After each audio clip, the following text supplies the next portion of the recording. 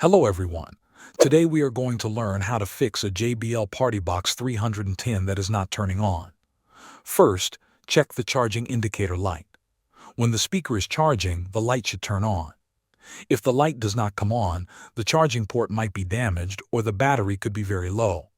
Let the speaker charge for at least a few hours before trying to turn it on again. Now, try resetting the speaker. The JBL PartyBox 310 supports a reset that can fix software problems. Press and hold the play or pause button and the volume up button at the same time for more than 10 seconds. The speaker should turn off and then restart. This reset helps clear small software issues that stop the speaker from turning on. If the reset does not work, try a soft reset. Press and hold the power button for about 10 seconds. This can help if the power button is not responding correctly or if the speaker is stuck.